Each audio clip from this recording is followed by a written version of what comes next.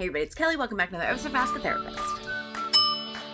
Today I want to talk to you about intimate partner violence in the LGBTQIA community. Yes, it is still Pride Month, and no, this is not the happiest topic, obviously, but I want to use the platform of Pride Month to talk about things that aren't talked about a whole lot in the community while we have the spotlight on us. And this is something that impacts our community in ways that not everybody pays a lot of attention to until or unless you're in the situation. And unfortunately, statistically, this does impact those in our community in higher numbers than it impacts those outside of our community. To give you an idea of how prevalent this is, over 60% of members in the LGBTQIA community will experience intimate partner violence or abuse by a family member at some point in their lifetime. And 72% of them will not report it in any type of way that would mean anything could be done about it. I want to talk to you about the stats, I want to talk to you about what that means, and I want to talk to you about what we can do about it. So statistics. Right off the bat, we've got a problem. All stats on this topic are reports from medical personnel, reports given to police officers, self-report, and surveys. The most recent survey from the CDC is taken from information gathered in 2016-2017. So we're dealing with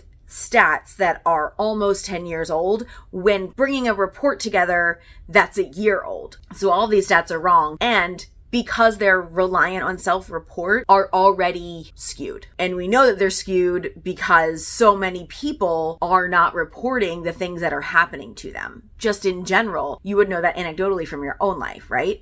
But we'd go with what we can get, and here's what we have. Some of the data pulled from the CDC's report that came out in 2023 that, again, is culminated from the information from 2016-2017. The way this report sort of plays out is there's women and men, and within that, how they identify, and then there's transgender and gender nonconforming people, and then cisgender people. And as can be expected, there's a lot less information in that second category because, again, that is the group of people that we can expect are in the most danger when it comes to outing themselves to a structure in society that is set up the most to misunderstand and mistreat them, right? So when we go through the statistics when people are separated into women and men, we are looking at 61% of bisexual women, 44% of lesbian women versus 35% of straight women have experienced intimate partner violence. Among men, 37% of bisexual men and 29% of straight men have experienced intimate partner violence, with the lowest number being gay men experiencing intimate partner violence. And that's being reported about 26%. When we separate people into transgender and gender nonconforming versus cisgender, people who are trans and gender nonconforming, 54% of people in that grouping have experienced intimate partner violence. And again, we know that this grouping of people, it is severely underreported because of fear of retaliation, because of fear of bigotry and violence by the people they're reporting to. All of those pieces go into self-preservation where reporting could potentially lead to more danger. And for lots of people, this actually begins in high school. The number of queer teens, the number of people within the LGBTQIA community in high school way outpaces cishet teens. When separating people by sexual orientation, 19% of queer teens have been forced to have sex versus 6% of their straight peers. Another study has found that 24% of transgender teens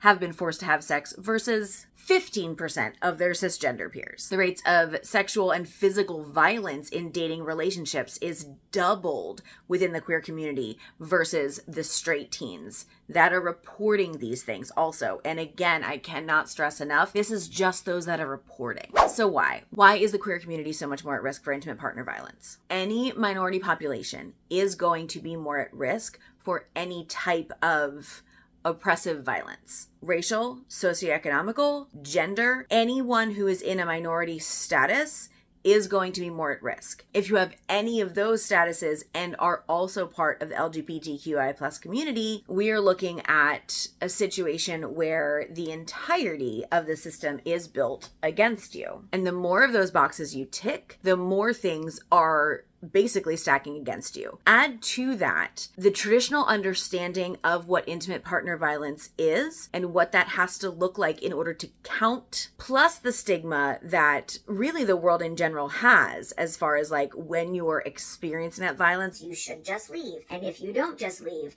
there is something wrong with you as the victim. I mean, that message is still out there even in 2024, and that message is wrong. It's completely incorrect and way inappropriate. But we would be fooling ourselves to say that it's not there. And when you couple that message with the assumption that being part of this community is a choice, then the people on the outside, those who are supposed to be, the ones that we report to, the ones that stand up for the people who are marginalized and the people who are being harmed, when they're looking in and they're seeing you've chosen this life and you've chosen to stay with this partner, that lack of empathy or support or help in any way is going to keep you silent. Let's add another layer. So often, people who are first coming to terms with their sexuality, especially when they do it maybe a little bit later in life, or when they do it without the support of their family, quite often get into relationships with people older than them. And they do that because they're looking for someone to help them with that transition. They're looking for someone who's been doing this longer. They're looking for someone who has the knowledge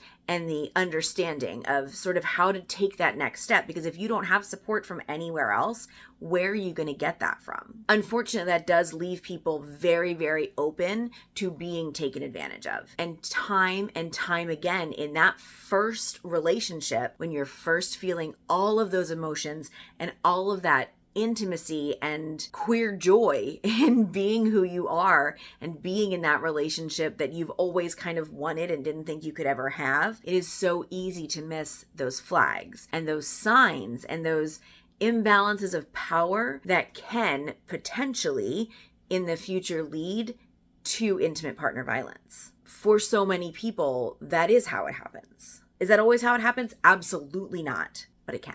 So there is this tool, and I'm going to go ahead and put it here on the screen. I'm also going to link it below. I think everybody needs to have a copy of this with them. If you have friends who are part of the community, if you are part of the community, if you are in any way dating or, talking to people in this community, it's something that everybody kind of needs to be aware of. I use it in my private practice too. It's called the Power and Control Wheel for lesbian, gay, bisexual, and trans relationships.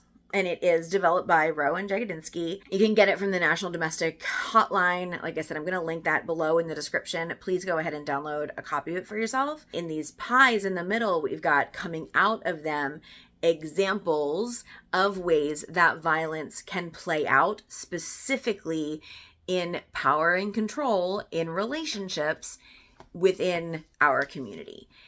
And I think this is so important because it helps to break through some of those stereotypes. One of the more problematic pieces is the assumption that the more feminine member of the relationship is going to be the one who is being harmed by the more masculine person in the relationship. And that is, number one, a completely inappropriate assumption to put on any relationship at all. And number two, harmful to everyone in the situation because you're stopping someone from being able to be honest about what's happening with them. All intimate partner violence is about power and control. And so this wheel is an attempt to explain to you all the different types of ways that can happen. So up top, we've got using coercion and threats. That is really anything that is convincing you to do something you did not want to do and or threatening you in order to get their way and really having no respect for your way or convincing you that their way is your way. Heading down around the circle to the right, clockwise, we're looking at using intimidation. Not dissimilar to the section on the left, but it is different. Anything that is intimidating, it could be physical, it could be emotional, it could be mental, but intimidating you into seeing their way, doing things their way, staying with them, not reporting to anyone else what is going on inside of the relationship.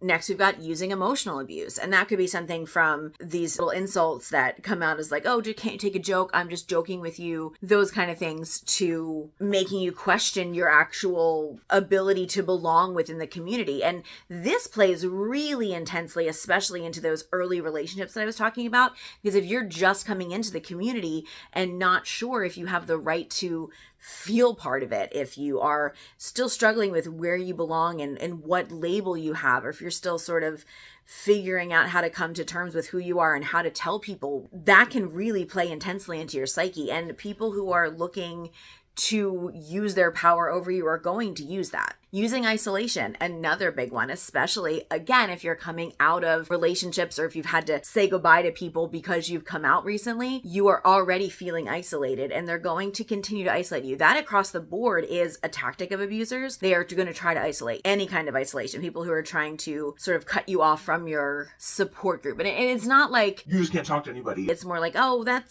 friend is just not maybe a good influence on you. And I'm just saying this because I care. I don't think that's a good friend for you. They don't support us and they don't really like us, so maybe you shouldn't talk to them as much. And it's more subtle usually than just don't talk to them. But before you know it, you're isolated in a lot of ways and reliant. Denying, minimizing, and blaming. That also gaslighting can go into that. Minimizing your hurt, minimizing things that you're upset about, blaming things on you instead of them. That helps to then turn all of the internal stuff onto you too. You start to think that everything is kind of your fault because you've been hearing that it's your fault for so long. Using children. If you come into the relationship with children, people in this mindset can then use those children to keep you reliant on them. Using privilege. This is one that's a little bit more nuanced and a little more subtle because they talk a little bit about like privilege to pass and everything in there, which gets really murky, and I'm not going to super go into that a lot right now, but it's more about like